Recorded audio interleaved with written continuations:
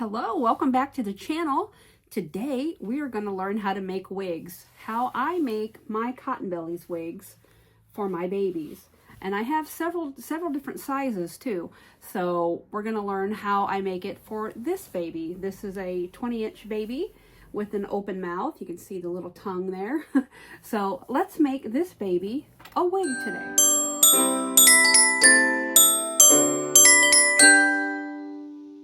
Okay, what we're going to need is some paper, your choice. I'm using copy paper. You can use parchment paper, butcher paper, gift wrap paper, whatever you got laying around the house. A pencil, a ruler, and some straight pins. And the first thing that we're going to do, this is how I do it. You can experiment and do it with however you want. Is I'm going to crumple my paper. This just gives me a little better way to manipulate it around the doll's head. Okay. And we are going to take this straight edge first. And we're going to line it up on the center back of the doll's head. And we're just going to take a straight pin, stick one at the very top of the head, and wherever you think you want your wig to end. So I'm going to take it, knowing that I use pretty long fur, I'm going to take it up just a little bit. So you can see the pin is right here, and it's about the bottom of the ear is where I go, and the pin at the top. Okay, now we're going to do the best part. All right, I had to switch my paper so I could demonstrate it better. Okay, so we've got our straight edge along the center back of the baby's head. We've got one pin here. We've got a little bit of overlap. If you can see my little seam here. And now we're just going to manipulate this paper. And this is why I crumpled it, because it just gives me more control. And we're going to use our straight pins to anchor it so that it doesn't move. And then we're just going to follow, get myself in frame here. We're going to follow the seam around just like this. And we're going to crease it. There we go. And then I'm going to take my pencil, and in where I've creased it so far, I'm going to make a little line, just like this. This just is going to be a guide for me to help me know where I need to cut. And then as we go down, again, crumple, fold it like this. Take your pencil, mark again in there. Again, these are just guidelines.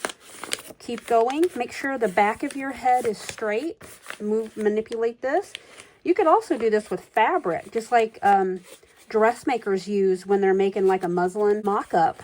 So I'm here. I'm almost down by the ear where I want it to stop. So this is where I'm going to stop it. You can see this little mark here. This is where I'm going to put a pin, open it up, make another mark here. Again, these are guidelines. Now we're going to take the back part and we're going to follow it around where we want so that we can meet our ear. Same exact principle is what I do. So get your paper, fold it up. You can see his little neck there. And get this. Keep on going. And now remember, we've got this ear to contend with. So we're going to mark a little bit here. And then we know his ear is right here. And we're going to maybe go in from his ear. We're going to go about a 1/2 inch in. That way it'll give us some room to sew. And I'm going to make a mark like this. And then we're going to follow it. We're going to end up right back where our pin is. You can see our pin right here. We're just going to mark that. And we're going to go down and we're going to go around. And these are going to be our marks. I'm going to take my pins out. Okay. Now I'm going to mark this up. I'll be right back so you can see it better. Okay. So here is my rough shape. And I say rough because this is a guideline. So what we're going to do is we're going to cut around our line and we're going to put it back on the doll's head and we're going to see where we need to maybe tweak it. Okay, so here's my piece. Let's bring our baby back over. And we're going to put it on the little seam of the head. I'm going to put another little pin in there. And we're going to go around and we're going to go down. And it looks like we did a pretty darn good job with the first try. Again, I don't get too close to the ear because I know I work with longer fur. So if you use shorter fur, you might want to go a little bit closer. But I know that the fur will hang over its ear and it'll hang probably about down to here on the doll. So that is the first step. Now we're going to do the front. And how I do the front is I take this guideline here, and then I take my ruler, grab it, and then I go from here to about the same place on the other side of the head. And it looks to me it's going to be about 8 inches from here to here. Then I take another piece of paper, and we are going to go 8 inches. You can fold it in half and do 4. It's probably easier. Let's fold it in half. And let's do 4 inches. And this will get us our width. Okay, so now we've got this part, but we need to know where we want our little bangs to end. So again, you have to take into consideration what kind of fur you're using. I usually use long fur. Here's an example, and you can see how much farther it hangs over the actual back of the I don't want to say pelt because it's not real, but the backer. So that's how much longer it does. So if I want my baby's hair to come to about here, then I would raise it up and look and see how much of the backer touches that center seam.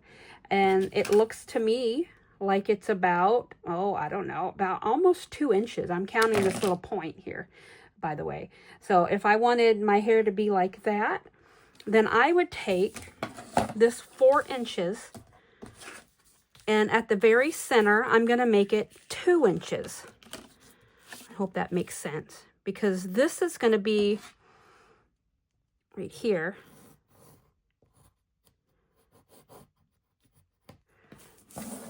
This part right here is going to be the center of the head right here. Now we're going to give her, or him, whichever it decides to be, we're going to give him some bangs. And we're going to use this section as the point that meets this part right here. So we're going to go up, and if you've got a curved ruler, you can use it. But usually if you just leave your hand on the page, it gives you a nice natural curve like this.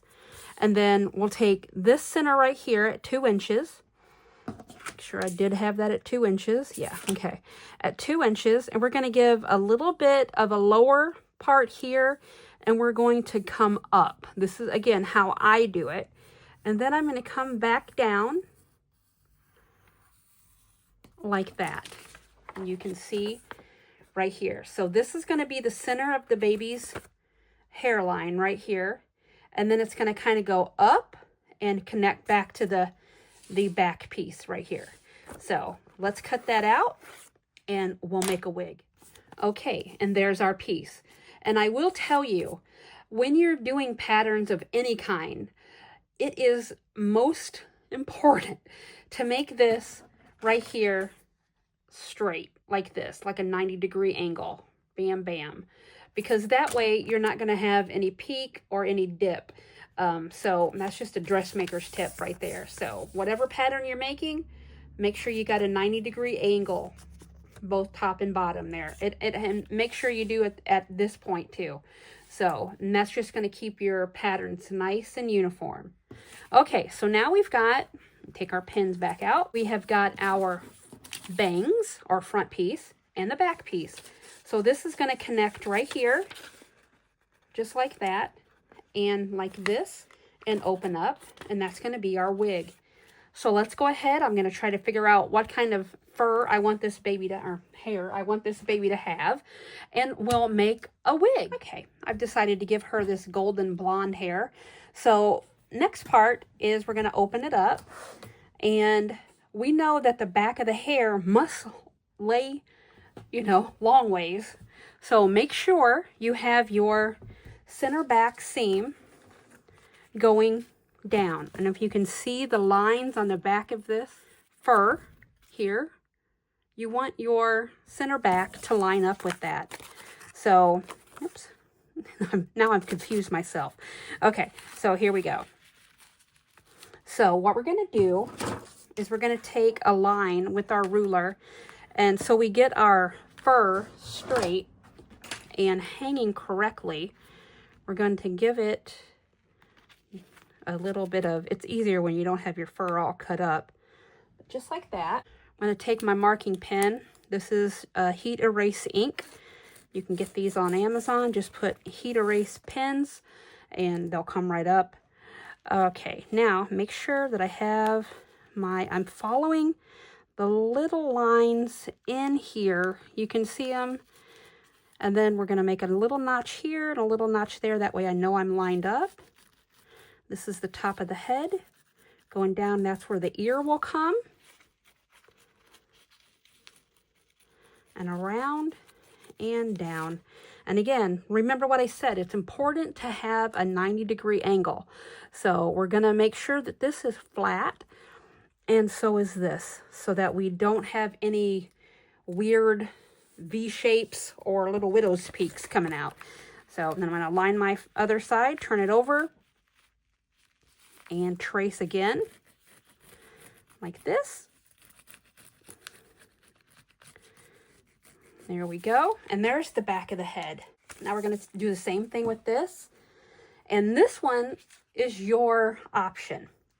If you would like to have your baby's hair kind of be this way, then make sure you put your pattern piece to accommodate that, so that when you cut it, it won't hang flat, but it'll kind of have like a little bit of a little directionalness to it instead of hanging straight down. So that's what I'm going to do with her. I'm going to take it and I'm just going to offset it just a tiny bit, kind of like this. You can see it compared to the straightness of the back of the head. And then this way, we're going to go that way with her hair. So I'm going to trace that piece.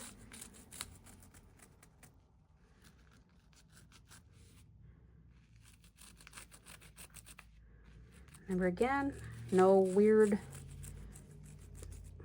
V-shapes or anything. Make sure you've got this and this. Make sure you come down. Unless you want your baby to have a widow's peak, then you can. Okay. So now we're traced. Next thing is you can just cut this out with scissors. It takes a little bit more time to do it with scissors, but that's how I do it. You just get a really sharp pair of scissors and you just make sure that you're not cutting the fur. Keep it really close to the backer of the fur, and you can do it. It just takes some time so that you're not cutting the fur. Or if you have an X-Acto knife or a utility knife, you can take it and be very careful and then just cut along your line, and you'll cut out, and you won't really cut the fur unless you go really deep. So, but I'm going to use my tried and true way, and I'm just going to use my scissors. Let me go ahead and we'll get this cut out. Okay, so here are our pieces cut out. And like I said, if you are not confident enough to cut this out with scissors, then go ahead and use your X-Acto knife or utility knife. I just find I have more control over it when I use my scissors. I just take my time and cut it. And then her little bangs will be like this, you can see, and that'll give me a good little area to part it over. Okay, so now we're going to sew it together. So what we're going to do is we're going to fold it in half, the bangs, to get our center point. And then we're going to take our center point from the back of the head, which we've marked here, and we're going to line them up just like this. Pin them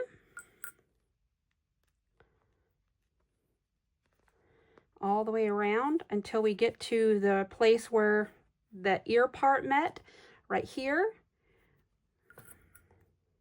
Do that on both sides.